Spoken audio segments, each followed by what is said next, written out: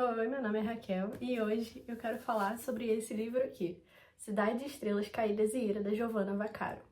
Bom, antes de eu te falar quais foram as minhas coisas favoritas sobre esse livro, eu preciso te dizer que ele basicamente é sobre o fim do mundo, porque é uma fantasia apocalíptica. Então a gente vai acompanhar uma protagonista lidando basicamente com isso, com o fim do mundo, né? Então é um livro assim, cheio de reviravoltas, tem muita aventura, tem muita ação e muitos mistérios a serem desvendados. Então assim, pra galera que gosta de livros em que parece que o protagonista nunca tem um segundo de paz, esse aqui é perfeito. Mas antes, deixa eu ler a sinopse para você.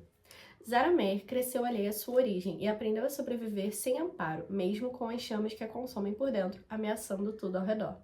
Quando o apocalipse devasta o mundo, porém, ela se vê no Instituto dos Zelotes, onde precisa treinar para enfrentar forças demoníacas e o próprio coração. Sua batalha é dupla, o mal lá fora e a dúvida dentro dela. E no momento em que as estrelas começam a cair e o mundo sentir a ira que virá, Zara descobrirá que o mesmo fogo que destrói pode revelar o seu chamado. Bom, o primeiro ponto que eu gostei dessa história foi a jornada da protagonista. No início do livro, a Zara, ela é uma folha em branco, né? Ela não sabe nada a respeito do que está acontecendo no mundo e ela não conhece a Deus, ela não sabe quem é Satanás, ela não faz ideia do que de fato existe na Bíblia.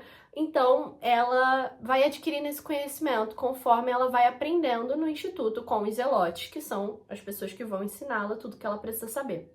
E é muito legal que a gente vê essa evolução da Zara nesse sentido, aprendendo todas essas coisas, mas a gente também vê a evolução dela crescendo como pessoa. A gente vê o desenvolvimento dela, né, da empatia dela, a gente vê o desenvolvimento da maturidade dela. Então a Zara, ela começa de um jeito e termina de outro. E isso é muito legal, é muito importante, porque ela precisa crescer, ela precisa mostrar uma evolução e a Zara apresenta isso com muita clareza. Então algo que eu realmente admirei muito durante toda a história foi a construção da evolução dela e foi toda a jornada dela, tudo que ela passou, tudo que ela aprendeu e como ela evoluiu.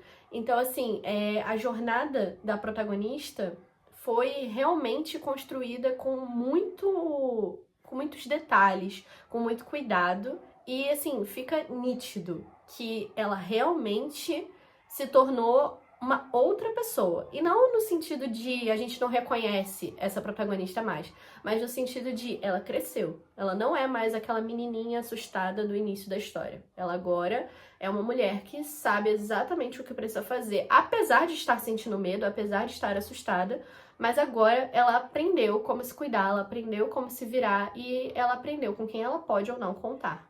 A segunda coisa que eu gostei nesse livro foi poder acompanhar o dia a dia dos zelotes. Ainda que a gente veja tudo pelo ponto de vista da Zara, a gente consegue acompanhar muita coisa. Tanto porque ela tem esse contato direto ali no instituto com várias pessoas diferentes, né? Então ela tem ali um momento de treino, ela tem um momento de aprendizado, ela tem um momento de leitura, ela tem várias coisas que acontecem no instituto, né, com os zelotes, ela tem acesso a tudo isso. Então a gente vê o dia a dia dos zelotes a partir da perspectiva do convívio, né, da Zara com eles, mas é muito legal porque a gente consegue visualizar isso com muita clareza. E o que acontece fora dos muros do instituto, enquanto, né, a Zara não pode ter acesso ao mundo exterior, a gente também fica sabendo porque ela recebe informações de algumas pessoas, né? Então, assim, ela tá ali aprendendo, em comparação com as outras pessoas no local, ela não sabe de nada, mas nem por isso ela é poupada de informações, apesar de ter pessoas que não querem esclarecer certas coisas para Zara, outras acabam contando para ela aquilo que ela deseja saber, né? Então é bem legal por isso.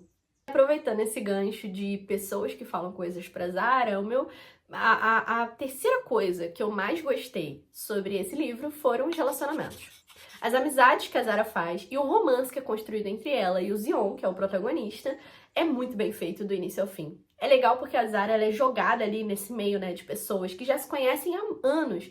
E ela é a novata ali, né? Então, assim, ela não sabe de nada, ela não conhece ninguém, ela nunca viu essas pessoas na vida dela. E então, as amizades que ela faz são realmente genuínas, são naturais. E elas vão crescendo aos pouquinhos, né? Vão se firmando de uma forma sólida. Assim como o relacionamento dela com o Zion, que começa de uma maneira muito caótica e engraçada e vai evoluindo perfeitamente. E se você espera um romance bem rápido, esquece, não é. E a gente, na verdade, recebe migalhas do romance entre ela e o Xion, mas são migalhas muito bem feitas. Tem cada diálogo entre eles que você só consegue olhar e ficar sorrindo e suspirando enquanto você tá, sabe? O mundo tá um caos.